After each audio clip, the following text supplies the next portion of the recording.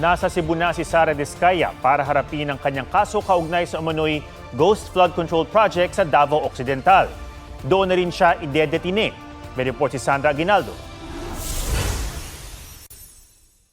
Nakatakip ang mukha at bantay sarado ng mga taga-NBI si Sara Diskaya nang dumating sa Mactan, Cebu International Airport pasado alas 6 ngayong gabi. Agad siyang dinala sa Lapu-Lapu City Regional Trial Court, Branch 27. Ang korteng nag-issue ng arrest warrant para sa kanya kaugnay sa umunig Ghost Flood Control Project sa Davao Occidental. Mananatili si Diskaya sa Lapu-Lapu City Jail. Nahaharap si Diskaya sa kasong malversation at paglabag sa Anti-Graft and Corrupt Practices Act. Inaresto siya kagabi. May karapatan po kayong manahimik. The warrant which does not carry any bail is yung kaso po na malversation. Meanwhile, the violation of RA 3019 has a 90,000 peso bail. Sa gitna ng pagkuha ng kanyang fingerprints, humirit si Diskaya sa media. Kinunan siya ng mugshot pero nakablur na ang kopya na ibinahagi ng NBI.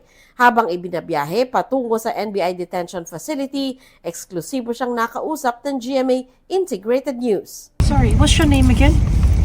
What's your name again? John Consulta po. Okay. Do you want to know what color bra I'm wearing? So you can report it as well. I just want to ask, ma'am, your thoughts about this. What do you think? I would love to hear from you, ma'am. I'm fine. I'm good.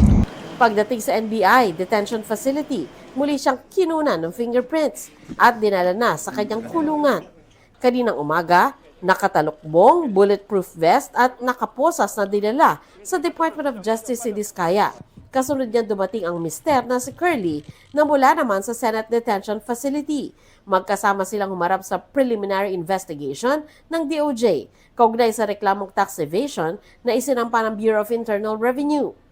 Aabot sa 7 bilyong piso ang hindi umano na bayarang buwis ng mag-asawa. Ayon sa abogado ng mga Diskaya, nag-file sila ng rejoinder at inaasang for resolution na ang tax complaint.